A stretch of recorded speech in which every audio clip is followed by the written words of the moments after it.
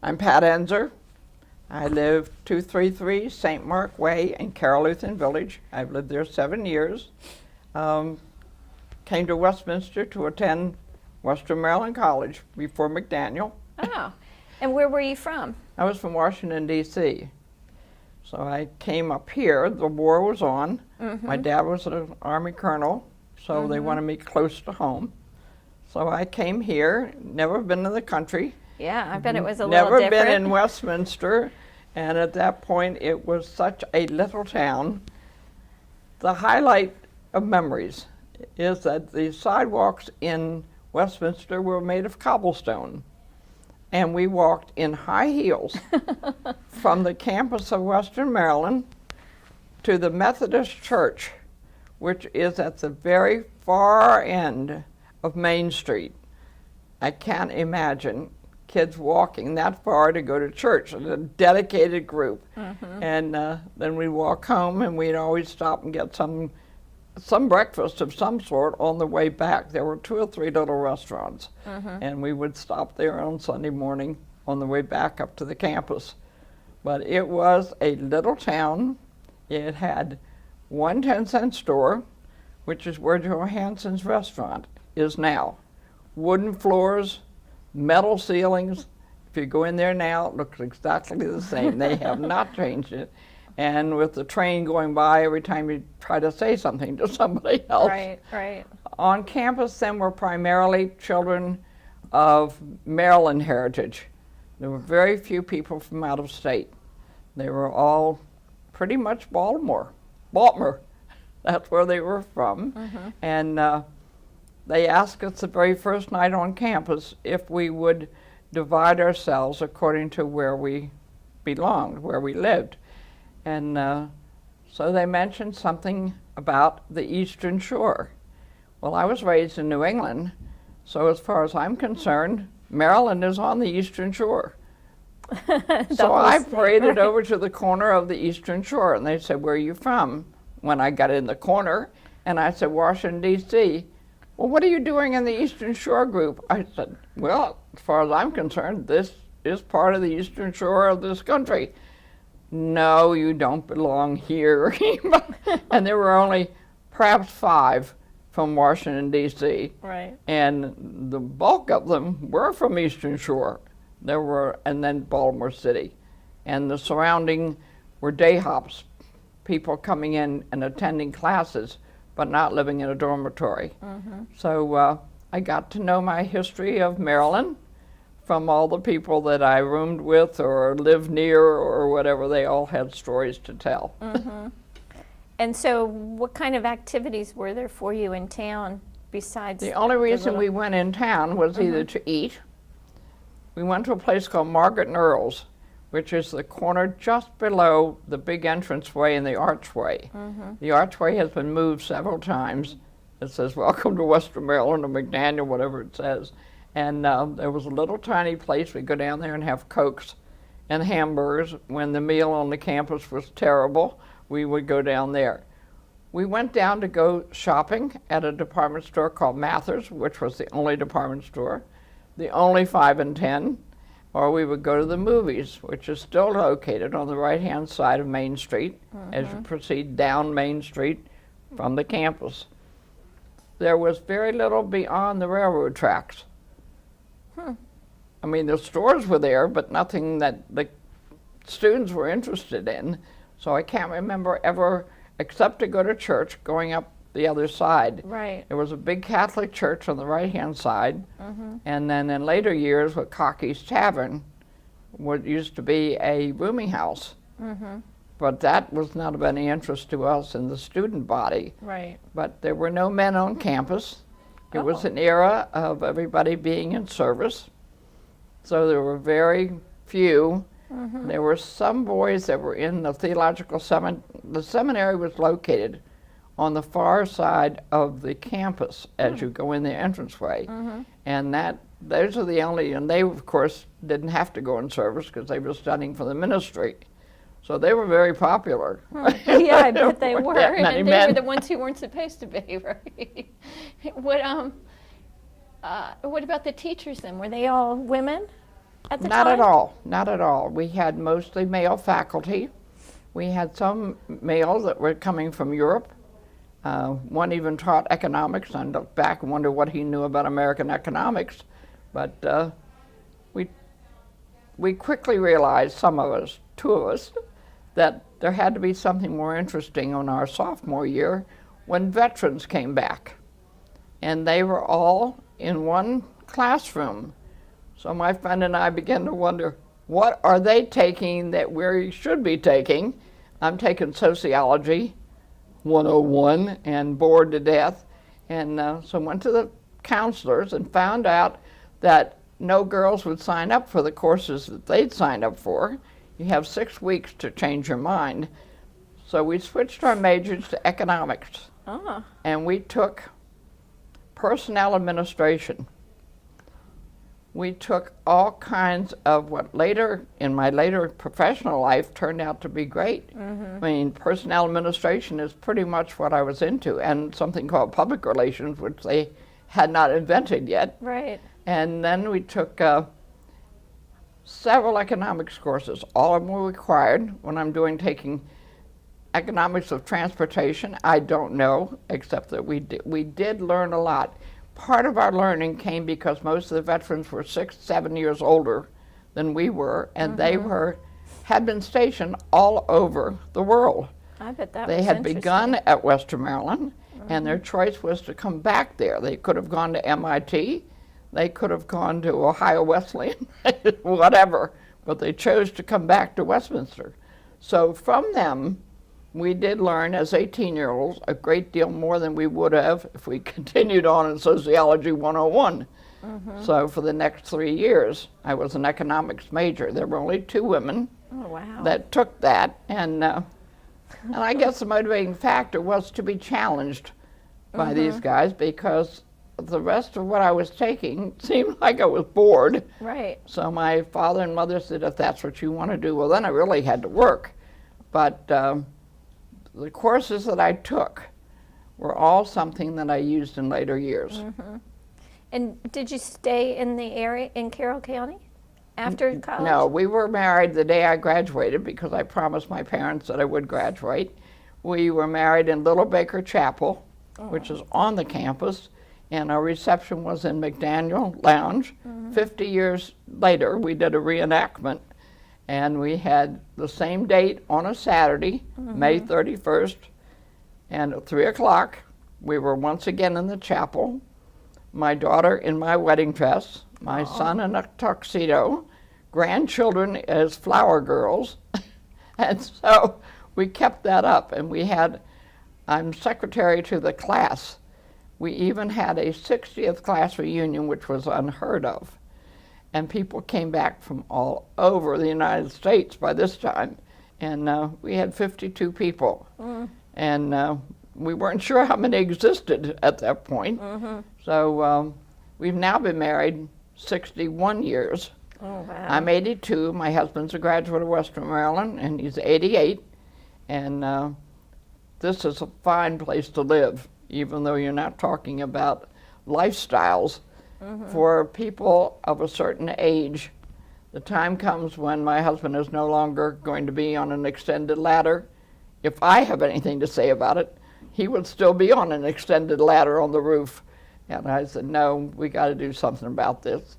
But we do have a condo in Florida, so we're here only 6 months. I see. The lifestyle in the days of the 40s when we were here was such that you didn't have television, so you learned to know one another.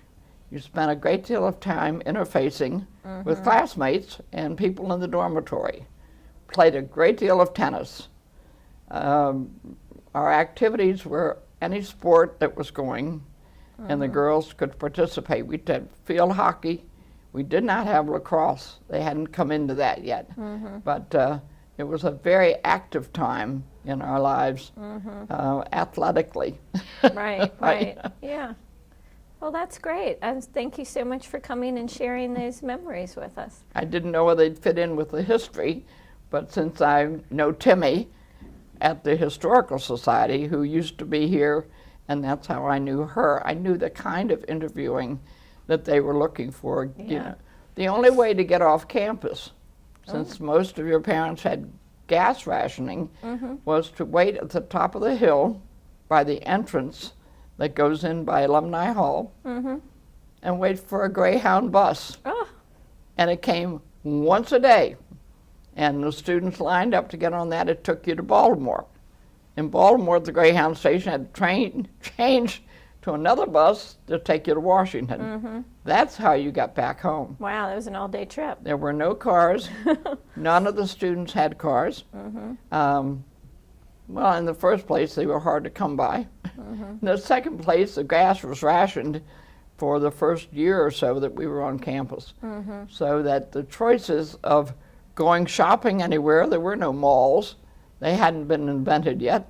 Right. So the concept of anything you wanted, you had to go back to Baltimore Right, or back to Washington. right. But the diversity of the class, even though they were not from all over the United States, they're from all over the world now, but we got to know the lifestyle of different people. Some grew up on a farm, I grew up in the city, so we learned to exchange and to understand a lot about various other beginnings, if you will.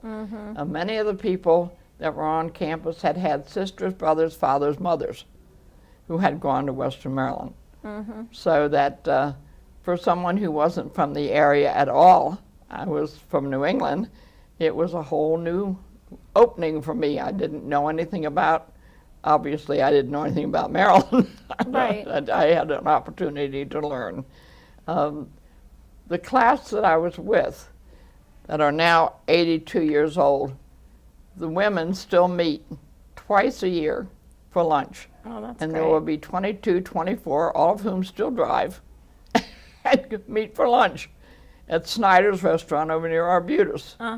So, you know, we do hold on to the memories of Westminster and laugh about some of the things that we did, but how very athletic we must have been to every other afternoon run down the hill to town, to the town. And they had parades like all these other little towns. And those of us who had not come from that background were fascinated about all that. They had, we would call them expositions, and we would go to all those things. We didn't have that much else to do. So Right. we were very much enmeshed with the lifestyle activities of Westminster. It became a second home for 4 years. Yeah. Were there any other events you wanted to talk about? Well, the fun of being in the area was that the Westminster population, the people here, came to things that went on the hill. If there was a play, all the townspeople came. If there was an activity, even our May Day, we had a thing called May Day and May Day Queen, and for all the May Day festival, the people from town, from Westminster, all came up, just as we went to their parades and everything they did. Right. So there was a great deal more of the interchange with the county, and we got to know more about Carroll County in that era. Because of that, there were not a lot of other activities, so that each attended what the other one was serving. Right, right. We went to church suppers in all the little churches that were around this area, and conversely, they came to all the religious services that the college held. Yeah, that's nice. So Good interaction between the community. Very, very strong. Very strong. If you were describing Carroll County to someone who's never been here, what would you say? A beautiful rural farming community that has not been despoiled or spoiled by any really interruption, if you will, to the farming lifestyle and the third and fourth generations that are here. My husband's people, Ensor, E-N-S-O-R, are from Baltimore County. The next stop for another generation was Carroll County. And I would say there are probably 5 farm families of Ensors still living here and participate in the activities primarily of New Windsor, because they're that that era. But it has not changed. Less than any place I can think. We traveled a great deal, and as you travel across the country, until you get to the Midwest, you don't see much of the rolling hills, the beauty, and I think the state of Maryland, going all the way from Ocean City, well, they call that, it's like a microcosm, I suppose. And I've always been fascinated by that we have mountains on one side of the state and we have the ocean on the other side. Right. The activity, as soon as school was out, was to head to Ocean City. My granddaughter's there now. It's senior week. I worry about her, about things I never thought of. My parents used to go to Ocean City always the same time I was going with the girls from the college. Was that a coincidence? I don't think so. But I can remember walking the boardwalk and see my parents in the high back rocking chairs on Harrison House. And why were they there? Just happened to be there that week. That's right. But that is not changed. And a lot of things I see on campus for the students just reminds me of things that we did. And the fun, if you will, and the camaraderie of the dormitories. And the girls that lived in town often had us come to their parents' house. And we went into town. We all had the town doctors. You know, we had the same doctors that everybody in town had. Right. And several of their daughters and sons live in Carroll Lutheran Village, whose parents were the doctors. You recognize their name. So, though many things have changed, Main Street has not changed. I learned to fly at the airport. It has changed. Thank goodness it's been upgraded. We used to have to come in for a landing over top of somebody's cows to land on a field that had nothing more than weeds, not even grass, hardly even mowed. I mean, and that's where you landed your plane. That's also where I met my husband. He was a Navy flyer, and he was getting his time just for fun. Right. And the manager of the airport said, by the way, the young girl is up there flying. She's taking her flying lessons, almost ready to get her license. And my husband was so fascinated by the fact that there was a girl up there taking flying lessons. Right. So he waited for me, and he's been waiting for me for over 60 years since. Well, that's how we met, was because of that experience. But I would say, by and large, it's a very unchanged community in many, many ways, and most of which are the values that people had. Those values have not changed. You talk to people in Westminster, they are of the same ilk, if you will, as the people that we knew when we were students. And many of them are from the same families. Right. And they love to go back and talk about that, as you'll find in these interviews. The people that have lived here will go back and chase their lineage back through all kinds of Carroll County families. Yeah. So I'm so delighted that you're doing this kind of interviewing, and I hope young people have an opportunity to see how little and how much it's changed. Right. Thank you so much. You're welcome.